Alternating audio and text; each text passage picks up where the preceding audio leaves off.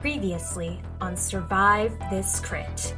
Ah, he's a fast centipede. It's all those legs. She's still alive, and I'm gonna attack her while she's down on the ground. Okay, please take an opportunity attack against her. Agent Rose, I'm sure you're just dumbfounded. Yeah, my mage hand is gonna slap him upside the head. Okay, are you gonna? I feel like you'll have to slap him after he does his javelin. He did a 20. How much damage is this techie gonna take? As 5 damage, as it's already on the ground. You hear the voice from the ground, and the head pop back up and say, "Ugh. Did I do a good job? You did great, sweetie. That really kind of hurt." And you notice that there's a lot more blood oozing out, as if these wounds are becoming fatal to her. Master Iris, I don't want to play anymore. Can I put my foot on her so that she can't get up, too? Yeah. Since it's still my turn, since I just got res, technically. Mm-hmm. Okay. Master Iris's voice goes through the speakers and says, "This is getting rather interesting. I personally prefer to see this play out." And the techie says, "At the very least, can you do something for the pain?" And there's a brief pause. And you hear the techie then go, "That's much better. Thank you. Please proceed." And the centipede is going to creep on over closer to Agent Rob, given that he's not following orders, and is going to attempt to do a bite. That is a 21. Just misses. Mm-hmm. Oh, your AC is 21. Okay. Yeah. 22, actually. You take 6 damage. Oh my gosh. The lab tech, as foam and blood are starting to come out of her mouth too, she says, "You're doing great!" with a thumbs up. She's not gonna attack him again? It is her turn. She is under Rob's foot, so she would need to make saving strength save to see if she can squirm out from underneath him. Is she going to? Yeah, she is. Okay. Is it contested against my strength roll? Yeah. Go ahead and give me a strength roll. Let's see how strong your foot is. You also only have 1 HP, so please do it at disadvantage. Okay. You have one breath of life left in you. Yeah, but she's under my foot. I feel like I should get advantage. But she has a lot more points than you. 9. A 9? Okay, yeah. Let's see how she did. Well, she rolled a 3. So congratulations. Your foot is, by comparison, you are still beating her. So your foot is remaining firm. She is squirming slightly, but she's still saying very unsettling affirmations at the same time. Of, "I don't really like this, but you're doing great. Your orientation is just through the door." As blood and foam are spurting out of her mouth, you can hear short circuiting starting to happen too, like whirring that is happening as she is repeating those 3 phrases over and over again. Your orientation is just through that door. Agent Dragon Rose, what are you doing? If you kill her, I will leave. That's what I'm going to say to you at the start of your turn. I'm just gonna slow blink at you. And when someone has to make a dexterity saving throw, one would assume that means that they are moving to move out of the way of said thing. Right. Would that lead one to believe that they would have to move, say, their foot off of somebody if they succeed said throw? I believe that person would, I think, to make it fair, of mind over matter, it seems Agent Rob is very determined at what he's doing. So I feel like he would need to make a perhaps a Constitution save in addition to the Dex save if he passes. I think she not just move around me and aim the fire directly at the person? I think she's cooking up some PvP over there. Yeah. I'm casting it at you. Mm-hmm. Okay. That's great. I do not mind PvP. I think it's a very real part of gameplay. I was like, oh, we shouldn't do that. Yeah. I'm gonna cast Sacred Flame at Agent Rob. Awesome. Great. So you need to make a Dex 13 saving throw. Well, there's an 8. All right. So that is 2 points of damage. Great. And so Rob is dead. It knocks Rob down again, right? Yes, he is down at 0. Does that effectively put us out of combat? Are you willing to comply and keep moving toward the door? I would like to stabilize him, but not so that he doesn't bleed out, but does not bring him back up, because I have no more magical healing to provide. How do you portray that you have no intention of hurting the 2 creatures in the room that want you to head into a specific direction? I will just voice my plan. Okay. I will tell Techie my plans. Say sounds great. Orientation is right through that door. So say, hey Techie, I'm sorry about that. I'm gonna stabilize him. I can try to help you, and then I'm gonna just drag him that way. No worries. I'll be fixing no time. Okay. And she's still laying on the ground. Would you like me to play dead again? If it'll make you feel better. Okay. And she just lays there with her tongue sticking out. Oh boy. Would a medicine centipede? Oh, go ahead. Backs away. Okay. And crawls toward the wall and does not seem interested in you. That seems to have been enough for it. So go ahead and do some healing. Okay, yeah, so I don't have my thing, so I believe I have to make a medicine check, because I don't have my healing kit. Alright. Do you not have healing spell slots? No, so I don't have any more spell slots, and because I used the last one, and I don't have I might cast guidance on myself to have a D4 added to it. You can make a roll to stabilize somebody who's bleeding out. In my equipment, I was looking at that. So you can go ahead and attempt to stabilize a creature. Mm-hmm. Yeah, and then in my equipment, I had a healer's kit, which takes away having to do the roll, but I don't believe I have that with me. No, you do not have it on you. So I will cast guidance to get the D4. Just give myself a nice little... You can do it, Rose. You can do it, Rose. First day in this body feels a little weird. Yeah. We're like, whoa. And that will be a... Okay, that's not bad. That's pretty good, actually. Math, 22. Yeah, I mean, you definitely stabilize him. He's not having to do death saves at this moment, but he's also... He doesn't really gain any temporary HP from this. You've just kind of postponed the inevitable. It just stops them from bleeding out, and I think the technical rule is that they regain consciousness in 1d4 hours. Go ahead and roll a d4, Rob. Alright. And then... Okay, so you would regain consciousness in an hour. There you go. I don't know if it would help to roll a check for the tech, because I don't know if it...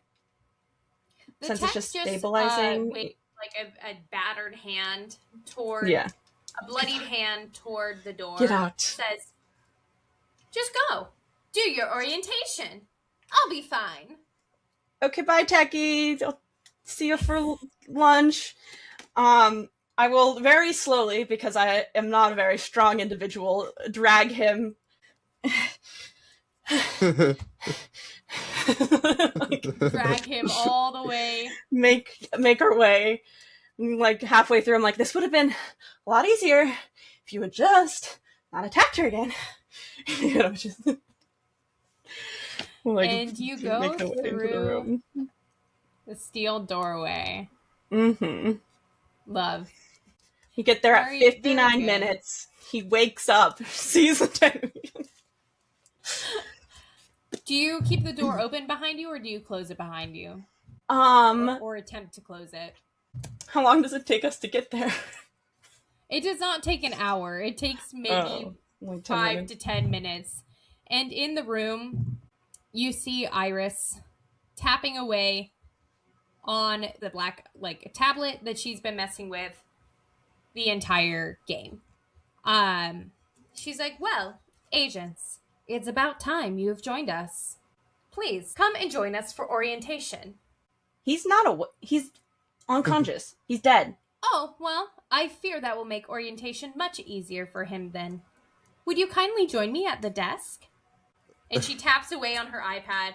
You feel your, let me see if you feel something changing. You feel a lot more willing to comply with her request. She says, please, come and join me at the desk. Whatever. You can just throw his body on the other one. You can throw his body on the other one.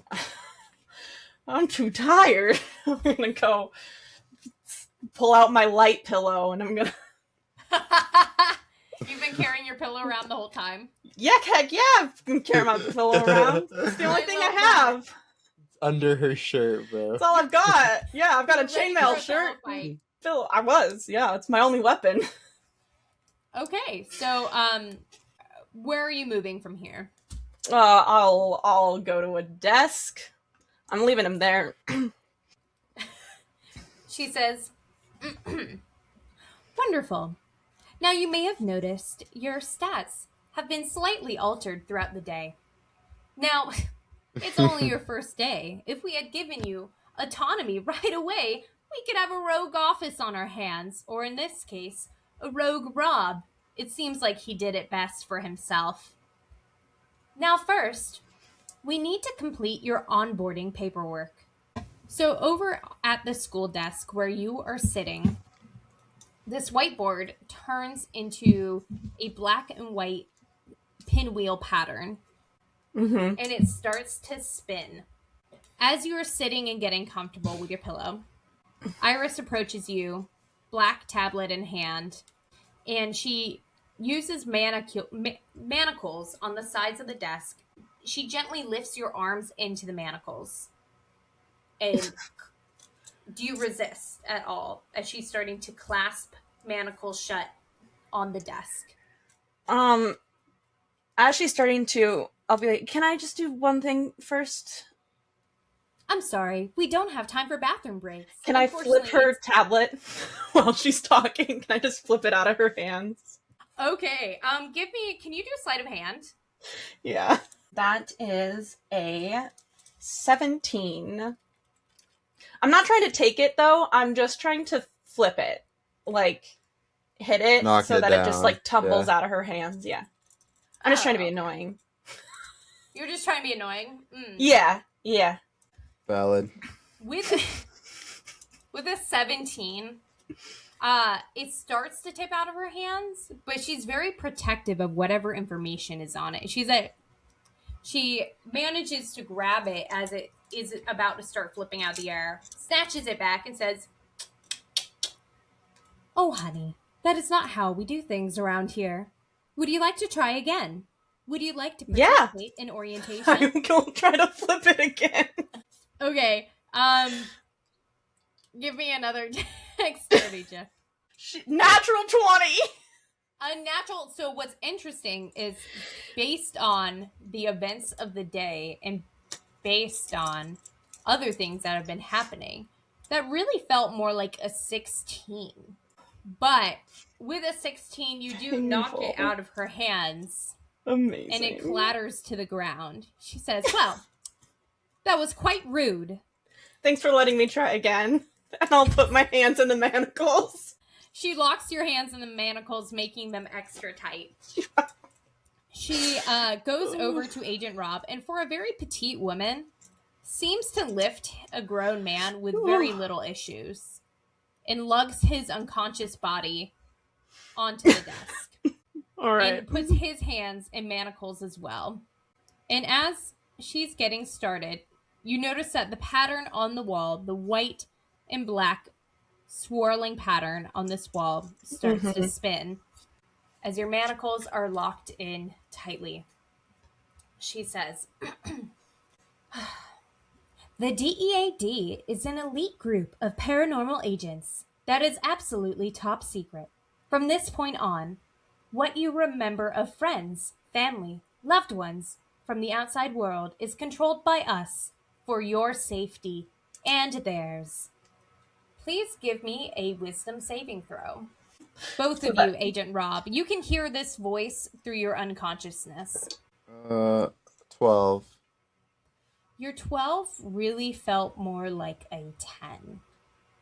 Wisdom saving throw for you, Agent Dragon Rose. 11. Which also really felt more like a 10. And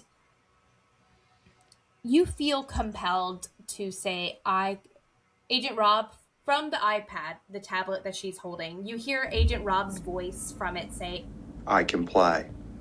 Agent Rose, you feel complied to say the same thing. Mm-hmm. All right. I comply. She says, very good. As a member of DEAD, your past may be reincarnated in a variety of forms that'll be utilized to best serve the company, your community, and the paranormal realm. You have access to gifts that mere human mortals dream of. Please make another wisdom saving throw. 14. That 14 felt more like a 12. 12. That 12 felt like a 10. With a 10 and a 12, you feel compelled, as Agent Rob is unconscious and cannot speak for himself. Agent Rob's voice comes through the black tablet again and says in his deep, monotone voice, I comply. Dragon Rose, you are compelled to say the same thing. I comply. At the very end, she says, if you were to betray the DEAD in any way, shape, or form, we could immediately cut your thread. Your memories would be erased from this experience. If your wrist does not say 001, if it claims another number, your body will cease and your spirit will be released. If your wrist says 001, you will be thrown back into your normal reality with no memory of what has happened aside from chronic pain and fatigue for the rest of your mortal days. If these terms are agreeable, please say, I comply, Iris. Given that Agent Rob has been asleep this whole time, Iris fiddles on the black tablet some more. And Agent Rob, you are now back up to 1 hit point. So now you've heard all this through your unconsciousness, semi-coma, and you have the choice to say, I comply. And please make a wisdom saving throw first, both of you. 18. The 18 felt more like a 16, but you did pass. And you have the option to make a strength save to try to break the manacles you're in. Dragon's Rose. I also got an 18. You have that same option, or you can choose to comply. 19 on my strength save. Your strength save felt more like a 17, but you were still able to break the manacles. I'm going to break them, and I'm going to charge tackle Iris. Okay, awesome. Agent Rose, did you make a strength save as well? I did not. Can I watch whatever happens before I respond? Yeah. So, Agent Rob, you are going to tackle Iris, from my understanding. Yeah, I want to grapple her. Go for it.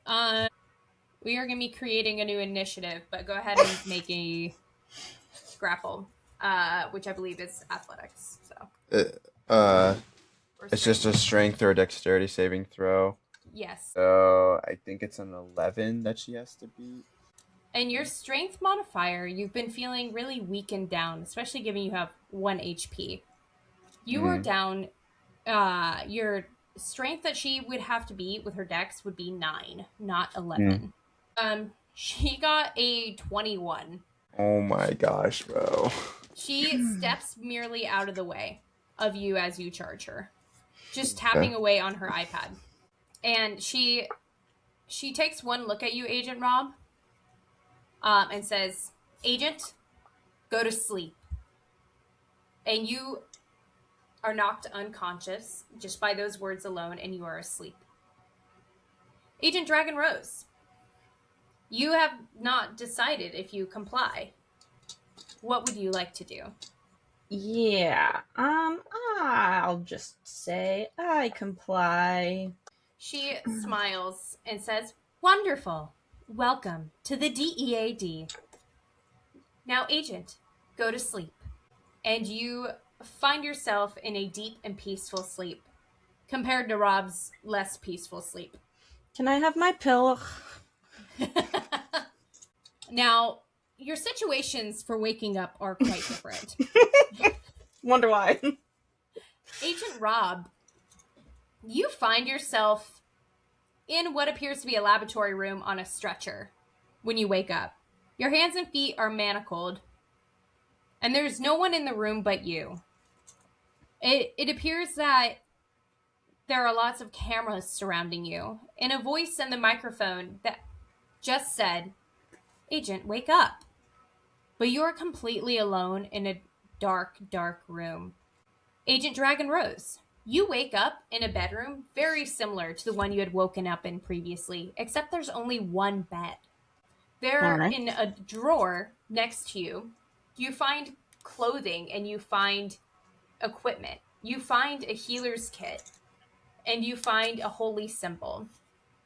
And you even find a quarterstaff in the confines of your room. There's a cute little note on your nightstand that says, "Welcome to the DEAD. You have passed your initiation, and we are so excited to be working with you." Thank you, everyone, for joining us for this adventure of Survive This Crit. Come back next week to see what movie we were inspired by and hear a little bit of gaming feedback from our players. Bye, everyone!